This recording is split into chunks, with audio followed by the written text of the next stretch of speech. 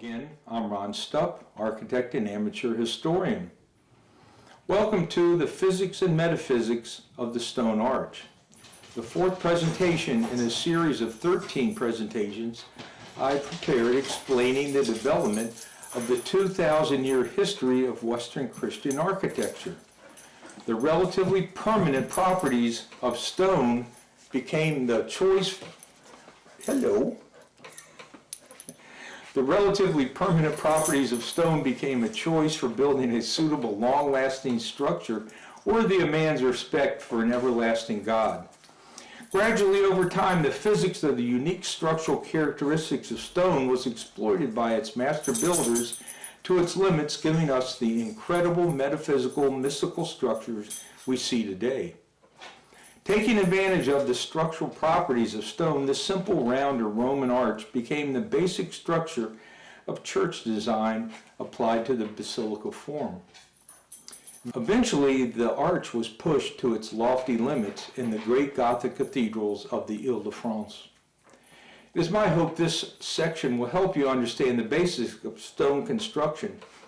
Along with the basilica form, the stone arch is the form-giving foundation for all the church stone structures that we will be exploring in the following presentations. Enjoy. This is called the stone arch, the physics and metaphysics of the cathedrals. The stone arch, once you understand the stone arch and you can apply that to different forms of it, you understand everything you need to know about what looks like a complex building, and that's the Romanesque and Gothic cathedrals. And the reason I call this the metaphysics and the physics and metaphysics of these cathedrals is the physics of the arch is what determines the form, and how the designers and builders of these cathedrals put those forms together becomes the metaphysics of the cathedrals and make them the wonderful, incredible buildings that we see today. As we saw in Paris a few years ago, you get fire in that attic space. Normally you wouldn't get the fire in the attic. What they wanted to do was fireproof the inside of the cathedral from candles and torches lighting wood truss roof on fire. Many of these churches burned down because of that. This was a totally backward situation where the fireproofing was keeping the fire out of the cathedral, which was a good thing. What breached the cathedral was the falling of the spire and some of the structural elements that fell in and broke openings in the fireproof vault. This is an example of really ancient technology working, or all that would have just been destroyed in this massive fire. We can span long distances with wood. We have something called Poston Beam, which is down here. You see a beam across here supported by a post, supported by a post, and so forth. This could almost be a cross section of basilica.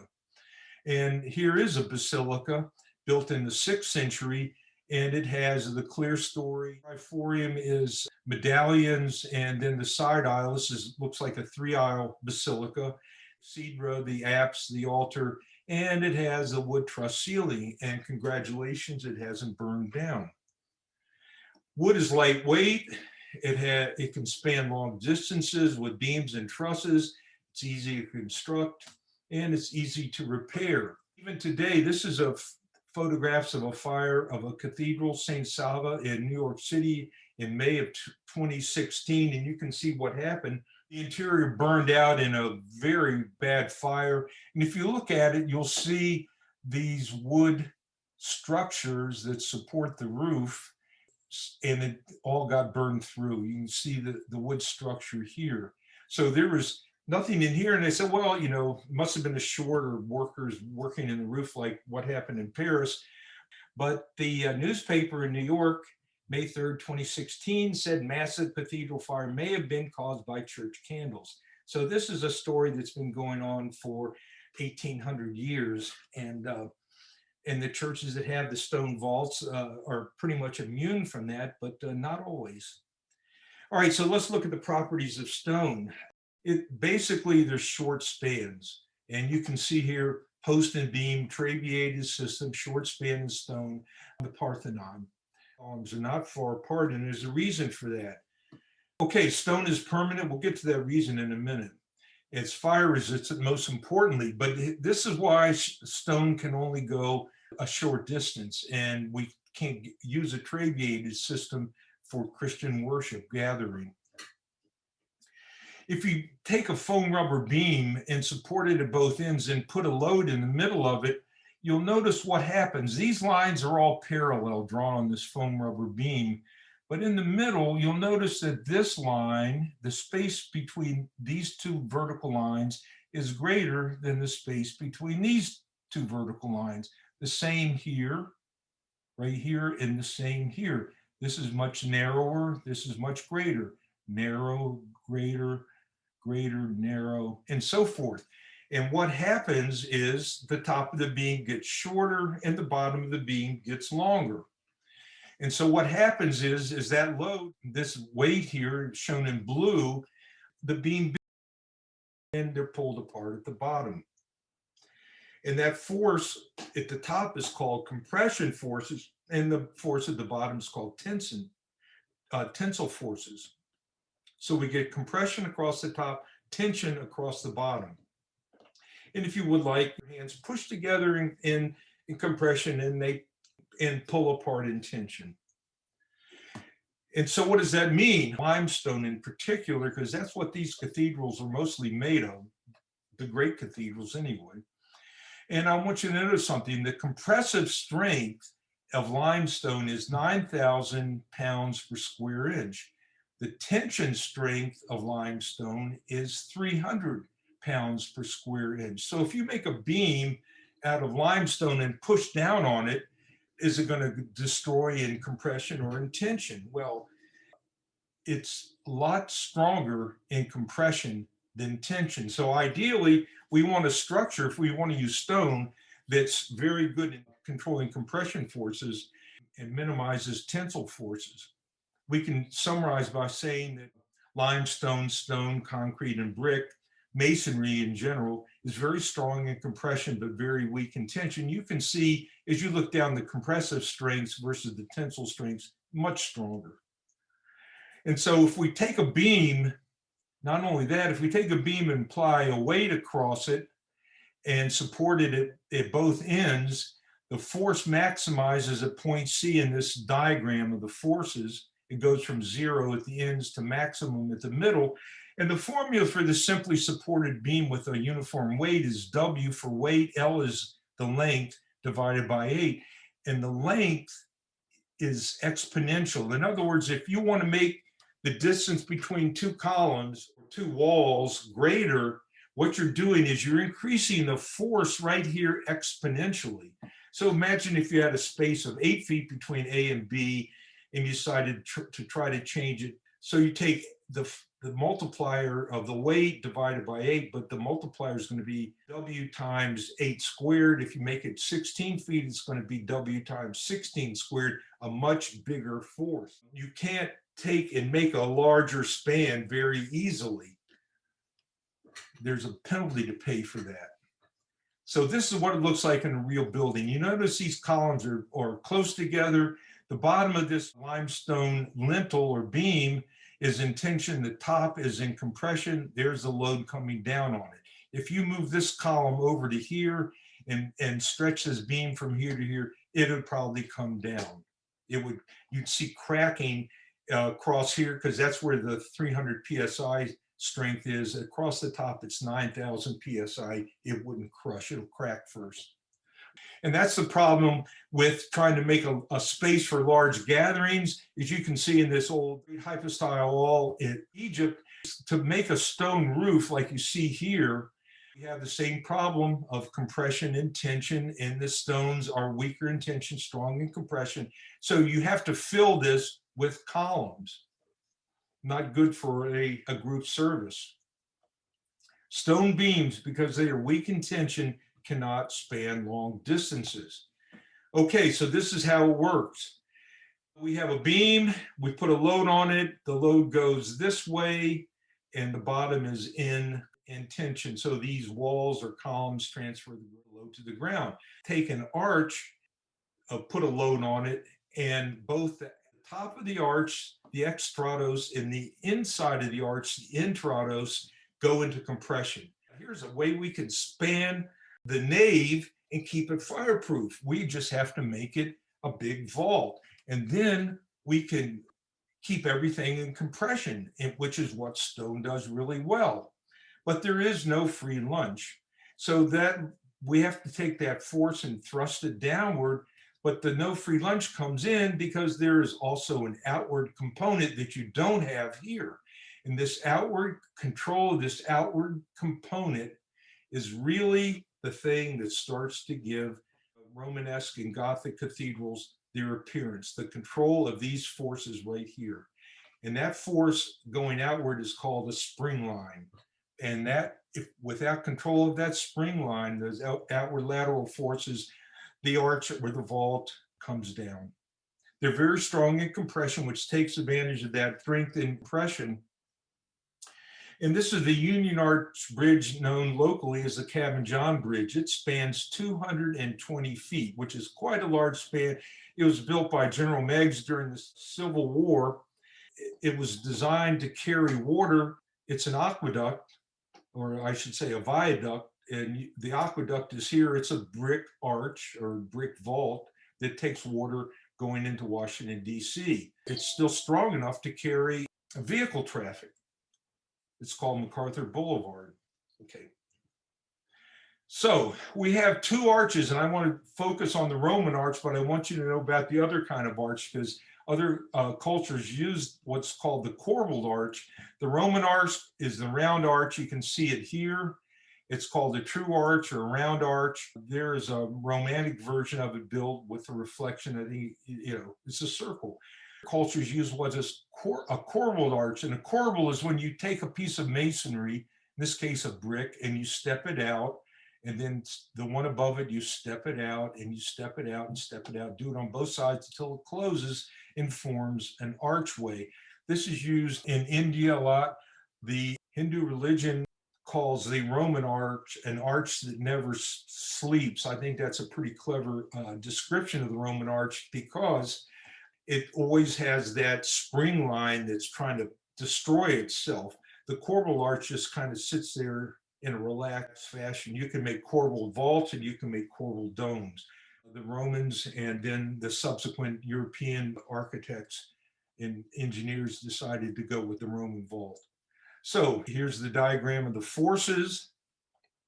And then to control that spring line and outward force, you have to put a buttress or an abutment on both sides of this. Without doing that, the thing it'll collapse in and push out. But there's a clever way you can avoid that in all cases. Wherever you start, you have to have a lot of masonry here, or earth or something built into a hillside, but you can put an arch next to it, an arch next to that, and keep going on and on and on.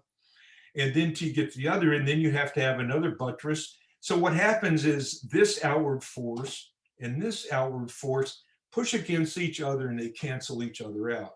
So this is how they push against each other and form an arcade. It provides stability, but you have to end the ends of an arcade with some sort of mass to keep that last spring line from springing out on both ends. And you can see that here. This is the Pont du Gard in the south of France, right up here is a map of France. That's where the Pont du Gard. It was built in the 1st century by the Romans. And you can see that this arch is pushing against this arch. So they cancel each other out. This one cancels this one out, and so forth as you go along in all of the little ones. This was carrying water at one time. So this is what it looks like. These are the forces of these arches, and they're pushing against each other. And I wanted to include this. This is how you make an arch: is you put wood formwork called sintering, and you put it in place. You build the arches, drop the keystone in place, then you can pull out the centering, and you have an arch like that. The outside of the arch is called the extrados. The inside is called the intrados. And this is called the keystone. That's the last piece that holds it together. These are the resultant forces of that outward force and the downward force. And this is what it looks like in real life. This is where it probably was a gateway to a city, but this is a mass to control that outward thrust. That buttress pushes back against this outward thrust. The arch is stable. But because this is a resultant force, they realized, and I think they did this because they could save on materials. It became a step buttress, it's called. And this is what a step buttress looks like. Okay, so now I want to get to the basic building block of what we're going to be talking about for the next couple of weeks, and that is the arch. It's just a simple thing. It's a pile of stones cut on a radial. Those radial lines are called voussoirs, and this is the keystone, and it springs out somewhere along here. And that is how you make an opening in a masonry wall. But you can also make other things. You can make a vault. So you take that arch and you extrude it, and you can make a tunnel that goes on and on and on forever. So we have the spring line of the arch, but if you make a tunnel with this, it provides fireproofing, but you have a continuous spring line. You just can't support this end of the arch and this end of the arch, because the rest of it, it'll collapse in the middle here and spring out here. So this has to be controlled. And one way of doing that is the outward thrust is controlled by these buttresses. How frequently they are, how massive they are. I'm sure there was a lot of trial and error that went into deciding, oops, I guess we should have made some more, put another buttress in as this whole thing collapsed. I know that wasn't easy, but it does provide the fireproofing, and it allows lighter circulation in from two directions. Then we have two tunnel vaults, or barrel vaults, if you want to call them that, and we take them and turn 190 degrees and smash them together, and it becomes a groin vault, and it's the intersection of two tunnel vaults or two barrel vaults. It allows light and or circulation to enter from four directions. So that's important to keep in mind. We're not going to see that until we get to the middle to late Romanesque. And it has spring lines around it. This is open, but you have to control that outward thrust here at these piers, here, and in the back and here. So there's still no free lunch. But this is a groin vault, becomes very important, Romanesque and Gothic cathedrals. And then the last thing that you make with an arch is you take it and spin it around its vertical axis, and you get a dome. And it has a spring line too around its whole base. So whenever you have a dome, actually this blue line ought to be on the other side, it's pushing outward. And here's a case, I found a dome, and what this means is these iron tension bands are wrapped around it because this is pushing outward. The system isn't in balance. So this dome is pushing outward, and it's going to collapse. And so what they did, they put this iron, like a chain or something, but it's iron band, to hold it like a bear hug, to keep this thing from destroying itself. This was probably an attempt, when it was first designed, to use the masonry to control the outward thrust of the dome. You can see the other ones very clearly. You have the spring line with an arch, with a vault, with a groin vault, and also with a dome. And all those, control of that spring line becomes a major force determinant in Romanesque and Gothic architecture. So here they all are in real life. Here's a groin vault. Look carefully at that. It's beautifully done. That is a tunnel vault crossing this way, and another tunnel vault going this way.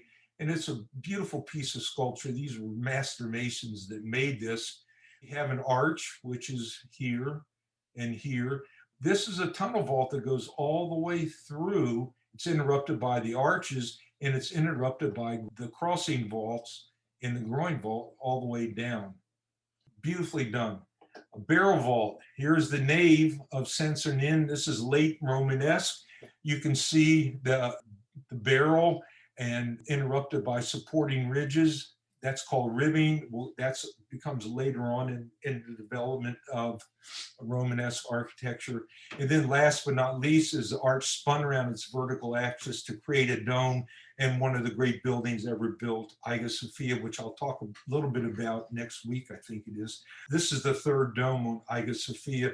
It's in Istanbul. You know, that part of the world is prone to earthquake, and so this is the third dome they built. The stone barrel vault protects the wood roof from fire. That's its purpose. And these are the outward thrust, the downward thrust, and the resultant thrust. And those all have to be controlled to keep this standing. This is a case where there was no protection. The load eventually caused this to collapse. The way to control that is there's really kind of two ways. One is a tension and a compression solution. This is a tension solution. This is in France.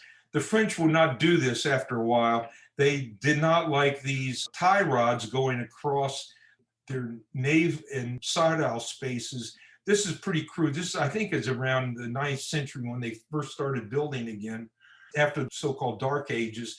These are wood tie rods into that end across the space instead of pushing back against it from the outside. And the Italians were more apt to use iron rods. And they favored that, but the French did not like that. But you'll see in some cases later on that that became necessary. So we have the barrel vault, and the way to do that, it was to put buttresses. They could be stepped or not. You see a diagram at the corner. You can see the diagram probably along the spring line here. And that's what it looks like in real life. And then these fin buttresses, because they have a vaulted ceiling in here, and you'll see what became a flying buttress, because this casts a lot of shadow on those clear story windows. And the idea of the Gothic cathedrals is that God is light, and they wanted light. And then the last piece is how you hold these heavy vaults. And I understand that one bay of vault in a Gothic cathedral is about 66,000 pounds of stone, which was quite heavy. So they had to put these on piers and columns. And there's two problems when you do that. One is the pier has to be wide enough so it's not crushed. In the case here, it has to be also wide enough so it doesn't kick out and buckle. In other words, if it's too slender, when you load it up, it'll kick out and come down. So this is an example of a tube to put in a machine and crush. You can see that. So that's one problem they had to overcome. The second problem is you can see this pipe testing device, and it buckled. It didn't crush, it kicked out, it was too thin. So those are the two problems they had to solve. And the way they did that was with thickening up the pier so it wouldn't crush. And they also added what's called responds. These are these colonnettes that you see whenever you go in a Gothic cathedral. You'll see these along the columns, and these were a way to beef up the outside and not make it just look like a big pile of rock. These are called responds, these little columns. You can see this is a huge pier. This is at the first Gothic cathedral in Saint Denis. We'll look at that in more detail. And then looking at this problem of buckling, you can see this is a cross section through Saint-Sernin. We looked at this. This is the nave. What it is there's basically 4 rows of columns: outside wall, the inside wall, which you see here, and the inside wall and the outside wall. 5 aisles, and you see this particularly is getting to be a long column. And it's loaded from the weight of the vaults and roof material.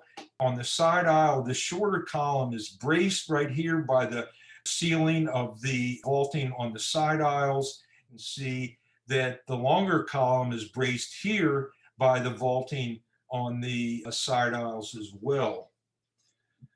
And then we have the triforium, light coming in through the triforium. There's no clear story. We'll get back to that interesting fact when we do the Romanesque. One other thing I want to bring up quickly is the use of coins. Coin is a French word meaning corner, and they use these cut stones, which are more expensive, where they don't have readily access to good quality structural stones. So they'll import good structural stones, and they'll build the corners of the buildings. They'll build the arches with it, and you can see the coining here, the coining here. Forget about the toothing here. They'll build the jambs of doors and window frames with quality structural stones, and then they'll backfill with lesser quality rubble stone that's locally available. And if you go look at our cathedral in Baltimore, you'll see coining used, I believe, inside and out. I'm not sure. Memory serves me correctly. I think you'll find an example of it there. It became a style, but it was originally done to make a cheaper, not cheaper, but build churches where you didn't have readily access to more expensive structural stone. Okay, so we had the fire, and God said, let there be a vault between the waters to separate water from water. So God made the vault and separated the water under the vault from the water above it. And it was so. God called the vault sky. And you can see these are very simple tunnel vaults, and they're decorated, I think, in a heavenly manner. You can see Christ as the good shepherd at the end of this tunnel vault. Also, what becomes interesting is what's called the dome of heaven. So this dome, the arch spun around its vertical axis, was used to mark the burial place or the location of martyrdom of a saint. I wonder if that comes from martyrdom. That's why I put the E on the M. It's a martyrdom over the place of martyrdom or burial of a saint. And so just a summary, stone is weak in tension, strong in compression. The arch is compression only, which matches up nicely with stone. The arch is a basic element of Byzantine, Romanesque, and Gothic churches. Much more of that later next week. And the four structural elements of Romanesque architecture are the arch, the vault, the groin vault, and the dome. When we get into Gothic, I'll do a brief structural thing on Gothic structures as those four elements get refined into some other things that help make this thing really go to the heavens. I hope you enjoyed the presentation. The stone arch is the basic building block of all the church architecture that comes next. Please join me in viewing the fifth presentation, Hagia Sophia, one of the greatest buildings ever built. Kindly leave any questions or comments that you may have below, and thank you.